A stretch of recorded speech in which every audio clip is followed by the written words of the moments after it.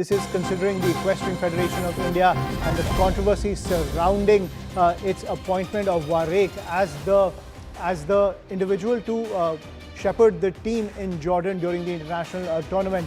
Now, the EFI is facing a lot of flack for appointing someone who's been accused of sexual assault to accompany this team to Jordan. The Equestrian Federation of India, now in its reply to the Sports Ministry on behalf of the show cause notice that was issued, says that Tarsem Singh Warraich said a false case was registered against him in 2023 and the case is sub judice. The letter added that he clarified that he was on bail since 2023 and there were no restrictions placed upon him to perform his regular duties.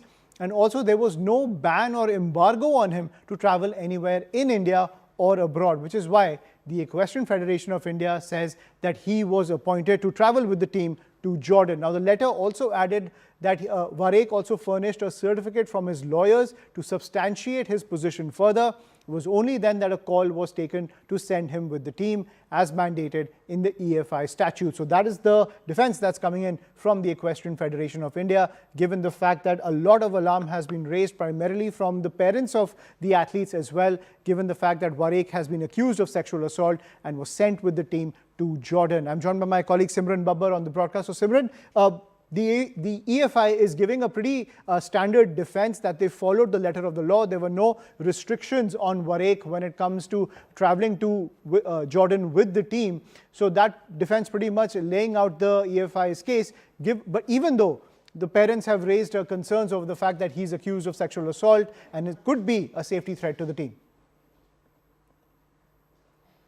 This reply has come and sparked also concern over how could EFI actually put out such a reply to the show cause notice and the demand by the Sports Ministry to the EFI on the concerns of why could a rape and harassment accused person, an individual, could be sent on an overseas assignment. So the problems that begin, of course, with the letter also come from the point that the letter has backed the selection of the retired Colonel Tarsem Singh Warraich, while the EFI has also clarified that they had furnished a certificate from his lawyers to substantiate that his position further. And the EFI also said that not only Tarsem Singh Warraich had a previous experience in also proving to be a kind of utility for that position, but also that call was taken for the same reason that he had also furnished a certificate, and then only he was sent with the team as mandated for the EFI statutory guidelines. The letter also added that he was out on bail, and that was also the basis why he could also be selected to be sent, as there were no restrictions which were placed on him to perform his regular duties.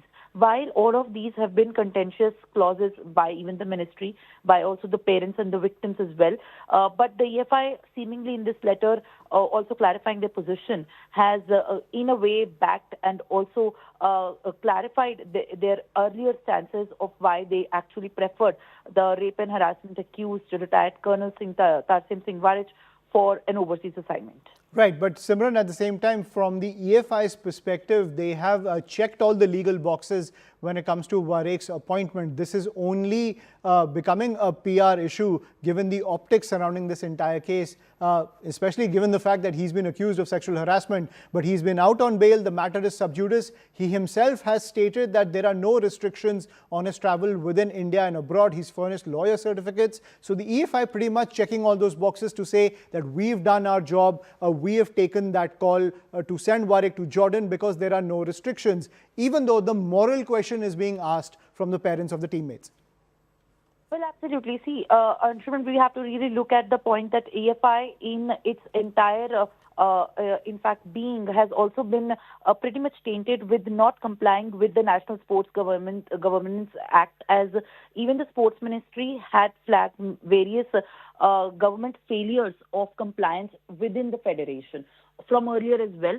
And that is why not only the issue of Colonel Tarsem Singh Warraich being selected as the coach cum manager for an overseas assignment, but also the kind of intervention that all the EC members do in the federation regulation and not complying with the rules, and also, in fact, not replying to the ministry's concerns as well, is a big issue, to which the upcoming 16th of the February, the case is also up in the Delhi High Court, and whether in fact it is going to be under the IOA now or not, as the ministry in an exclusive conversation to us has also spoken that now the ministry is going to be constituting the ad hoc for managing the day-to-day functionary of the EFI, given these kind of responses and the irregularities that have been earlier flagged as well in the EFI, because there has been no constitution of a legal mandate on which the selection could be done, the trials could be done. There have been many other concerns, even in the past,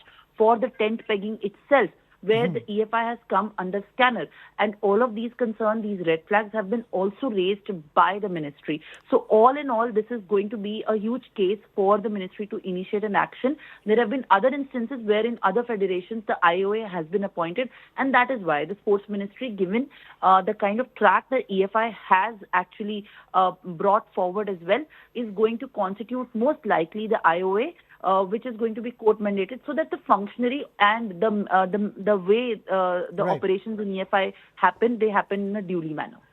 Right. So despite the fact that this defense has come in from the EFI saying that they've checked all the legal boxes, it doesn't do anything to counter the red flags that have been raised by the appointment of Warraich to the tent pegging team in Jordan. Thank you, Simran, for getting us that update.